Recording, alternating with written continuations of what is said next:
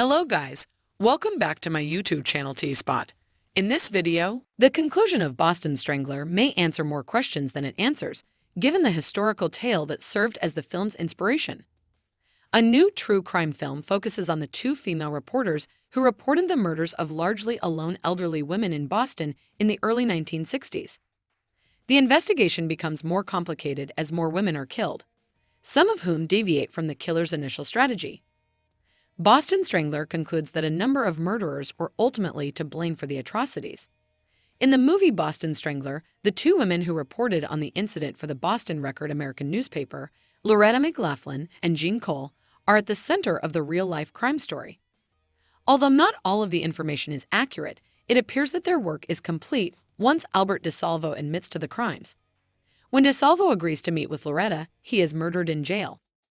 However, she asserts that DeSalvo was not the only murderer in her concluding essay, Boston Stranglers. The Boston Strangler comes to a close with Loretta and Jean having a drink at a pub while looking thoughtful, leaving the audience with a lot of questions unanswered. Are Loretta's Boston Strangler articles accurate? Loretta McLaughlin and Jean Cole first wrote about the Boston Strangler story in the Record American. McLaughlin also gave the serial killer a name, Strangler, which would be used in both real-world and fictional Strangler aliases.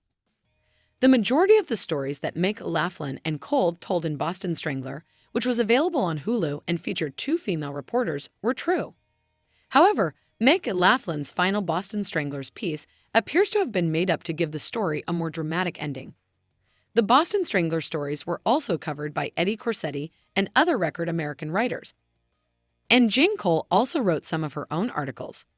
Cole continued to write about DeSalvo's life, at least until 1967, even after McLaughlin left the American Record in the 1960s. She penned Girls Keep the Doors Locked until DeSalvo is back in prison after his brief escape. But Boston Strangler did not publish it. Unexpectedly, the first murder of the Boston Strangler occurs in 1965, prior to the action shifting to Boston in 1962. The Boston Strangler was not associated with the murders in Michigan. The actual story of the Michigan murders is retold when Detective Delane contacts Loretta about a possible connection to the Boston Strangler. This seems, by all accounts, to be an inference to the purported Michigan murders, which occurred somewhere in the range of 1967 and 1969.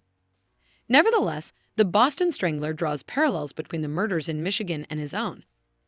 Although there are some similarities, such as the use of stockings to strangle several victims, there is no known connection between the two. The murders in Michigan were committed by John Norman Collins. Boston Strangler just mentioned the murders in Michigan to show that similar atrocities have always happened and will continue to happen, which is unfortunate. George Nassar remains in prison. It is shown before the final credits of Boston Strangler that George Nassar, who was convicted of killing Dominic Hermel in 1948, is still in Massachusetts prison. Nassar, a neighbor of one victim, is portrayed as the likely killer in the real-life crime movie rather than DeSalvo. Although it has been argued that Nassar was in prison at the time of the murders and therefore could not be the Boston Strangler, he was actually on parole from 1961 to 1964, which was the same time as several of the murders. Nassar murdered Texaco station proprietor Urban Hilton in 1964 while on the lam. After this, he and DeSalvo ended up in jail together. After receiving a life sentence in 1967, Nassar is now being held at the Massachusetts Correctional Institution Shirley. He has unsuccessfully requested a new trial on multiple occasions. He is currently 90 years old and is one of the few Boston Strangler murder suspects who is still alive. The Boston Strangler was theoretically never captured.